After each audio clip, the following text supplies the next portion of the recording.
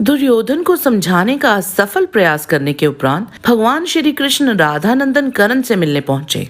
वह कर्ण को रथ पर बिठाकर हस्तिनापुर से बाहर निकल आए और बाहर आकर दोनों में संवाद आरंभ हुआ। आज हम इस वीडियो में उसी रोचक संवाद को आपको विस्तार से बताएंगे। ये संपूर्ण वृतांत हमने महाभारत के उद्योग पर्व अध्याय 140 से 141 से लिया है। ओम गणपति सनातन धर्म से संबंधित रोचक और ज्ञानवर्धक वृतांत सीधे हमारे धर्म ग्रंथों से आप तक लाता है। हमें प्रोत्साहित करने के लिए सब्सक्राइब और वीडियो को लाइक जरूर करें और बेल आइकन दबाना ना भूलें। हमारे इंस्टाग्राम ओम गणपति पर चाहे तो फॉलो कर सकते हैं। आइए अब चलते हैं वीडियो की ओर। श्री कृष्ण बोले, कर्ण, कन्या के गर्भ से जो पुत्र उत्पन्न होता है उसके दो भेद बताए जाते हैं, कानीन और सहोड़।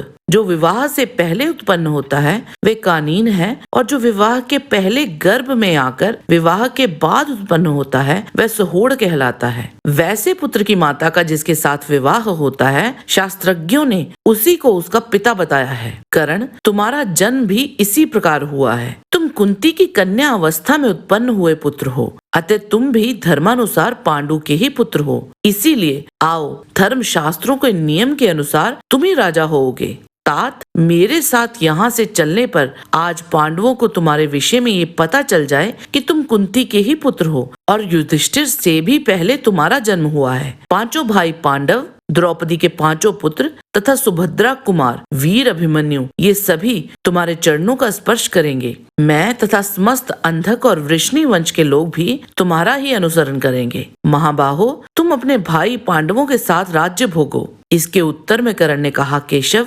आपने मेरे हित की इच्छा से जो कुछ कहा है ये निस्संदेह ठीक है। मैं धर्मतः पांडु का ही पुत्र हूँ। इन सब बातों को मैं अच्छी तरह जानता और समझता हूँ। जनार्दन, कुंती ने कन्या अवस्था में भगवान सूर्य के संयोग से मुझे गर्भ में धारण किया था और मेरा जन्म हो जाने पर उन सूर्य देव की आज्ञा से ही मुझे जल में विसर्जित कर दिया था। परंतु कुंती देवी ने मुझे इस तरह त्याग दिया जिससे मैं सकुशल नहीं रह सकता था। मधुसूदन, उसके बाद अधिरथ नाम के सूत मुझे जल से देखते ही निकालकर अपने घर ले आए और बड़े स्नेह से मुझे अपनी पत्नी राधा की गोद में दे दिया।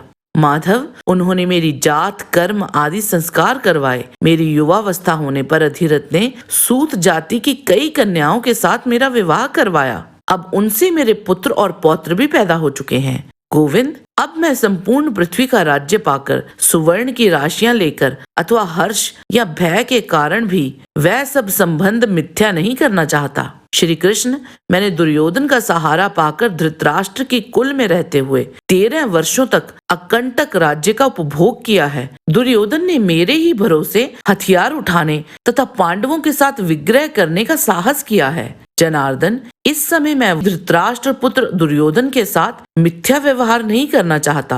अब यदि मैं अर्जुन के साथ द्वैरथ युद्ध ना करूं तो यह मेरे और अर्जुन दोनों के लिए अपयश की बात होगी। मधुसूदन, इसमें संदेह नहीं कि आप मेरे हित के लिए ही ये सब बातें कहते हैं। पांडव आपके अधीन हैं, इसीलिए आप उनसे जो कुछ भी कहेंगे वे अवश्य ही कर सकते हैं। परंतु मधुसूदन, मेरे और आपके बीच में यह गुप्तक परामर्श हुआ है उसे आप यहीं तक सीमित रखें। यादव नंदन, ऐसा करने में ही मैं यहाँ सब प्रकार से हित समझता हूँ। धर्मात्मा राजा युधिष्ठिर यदि ये जान लेंगे कि मैं कर्ण कुंती का प्रथम पुत्र हूँ तब वे राज्य ग्रहण नहीं करेंगे। उस दशा में मैं उस समृद्धिशाली विशाल राज्य को पाकर भी दुर्योधन को ही सौंप दूंगा। मैं भी यही चाहता हूँ कि वे धर्मात्मा युधिष्ठिर ही सर्वदा राजा बने रहें। श्री कृष्ण, दुर्योधन ने ये क्षत्रियों का बहुत बड़ा समुदाय एकत्रित कर लिया है। अब दुर्योधन के यहाँ एक शस्त्र यज्ञ होगा जिसके साक्षी आप होंगे। श्री कृष्ण, मैंने जो धृतराष्ट्र पुत्र दुर्योधन का प्रिय करने के लिए पांडवों को बहुत से कटु वचन सुनाए हैं, उस अयोग्य कर्म के कारण आज मुझे बड़ा पश्चाताप हो रहा है। जब महाबली भीमसेन दुर्योधन का वध करेंगे उस समय धृतराष्ट्र पुत्र का प्रारंभ किया हुआ ये यज्ञ समाप्त हो जाएगा। मधुसूदन, तुम्हारे इस शांति स्थापन के प्रयत्न से कहीं ऐसा न हो कि विद्या वृद्ध और वयोवृद्ध क्षत्रिय गण व्यर्थ मृत्यु को प्राप्त और युद्ध में शास्त्रों से होने वाली मृत्यु से वंचित रह जाएं। केशव, कुरुक्षेत्र तीनों लोकों के लिए परम पुण्यतम तीर्थ है। ये समृद्धिशाली क्षत्रिय समुदाय वहीं जाकर शस्त्रों के आघात से मृत्यु को प्राप्त हो, आप भी इसकी सिद्धि के लिए ही ऐसा मनोवांछित प्रयत्न करें जिससे ये सारा का सारा क्षत्रिय समूह स्वर्ग लोक में पहुंच जाए। जनार्दन, जब तक ये पर्वत और सरिताएं रहेंगी तब तक इस युद्ध की कीर्ति कथा अक्षय बनी रहेगी। आप इस मंत्रणा को सदा गुप्त रखते हुए कुंती कुमार अर्जुन को मेरे साथ युद्ध करने के लिए ले आवें। श्री भगवान बोले, कर्ण, मैं जो राज्य की प्राप्ति का उपाय बता रहा हूँ, जान पड़ता है वह तुम्हें ग्राह्य नहीं प्रतीत होता। तुम मेरी दी हुई पृथ्वी का शासन नहीं करना चाहते हो।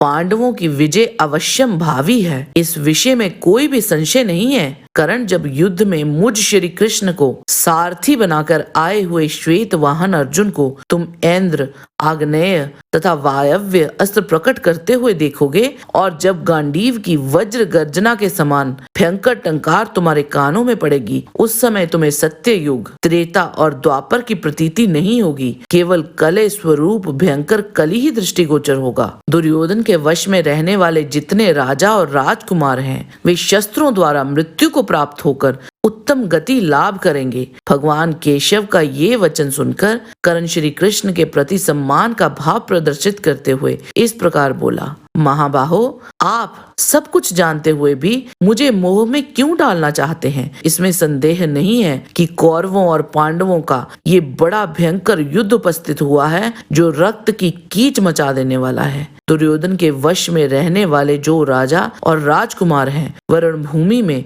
अस्त्र शस्त्रों की आग से जलकर निश्चय ही यमलोक में जा पहुंचेंगे। मधुसूदन, मुझे बहुत से भयंकर स्वप्न दिखाई देते हैं। घोर अपशकुन तथा अत्यंत दारुण उत्पात दृष्टिगोचर होते हैं। वे रोंगटे खड़े कर देने वाले विविध उत्पात मानो दुर्योधन की पराजय और युधिष्ठिर की विजय घोषित करते हैं। निश्चय ही कौरवों पर महान भय उपस्थित हुआ है। सूर्योदय और सूर्यास्त दोनों संध्याओं के समय एक गीदड़ी महान भय की सूचना देती हुई भयंकर आवाज में रोती है। यह भी कौरवों की पराजय का लक्षण है। एक पांख, एक आंख और एक पैर वाले पक्षी अत्यंत भयंकर शब्द करते हैं। यह भी कौरव पक्ष की पराजय का ही लक्षण है। श्री कृष्ण, मैंने स्वप्न के अंत में आपकी इस पृथ्वी को भी रक्त से मलिन और आंत से लिपटी हुई देखा है। मैं, अन्यान्य नरेश तथा ये सारा क्षत्रिय समाज सब के सब गांडीव की अग्नि में प्रवेश कर जाएंगे, इसमें संशय नहीं है।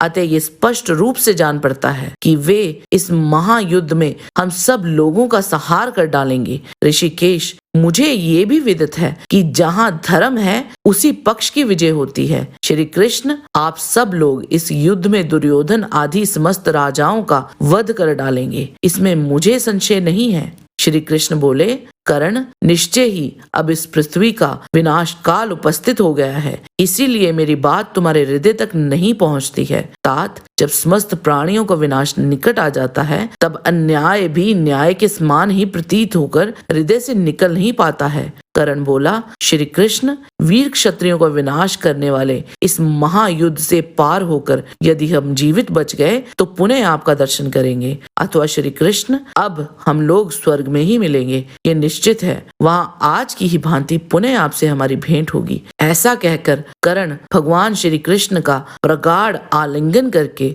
उनसे विदा लेकर रथ के पिछले भाग से उतर गया। तदंतर अपने स्वर्ण भूषित रथ पर आरूढ़ हो राधा नंदन कर्ण वहां से लौट आया। तदंतर सात्यकी सहित श्री कृष्ण अत्यंत तीव्र गति से उपलव्य नगर की ओर चल दिए। हमारा आज का वीडियो आपको कैसा लगा? हमें एक लाइक देके और कमेंट करके जरूर बताइएगा। हमें समय देने के लिए आपका बहुत बहुत धन्यवाद। अगर आज का वीडियो आपको पसंद आया है तो शेयर करने की कृपा कीजिए। अगली मुलाकात तक परमात्मा का सानिध्य आप और आपके परिवार पर बना रहे, इसी कामना के साथ नमस्कार।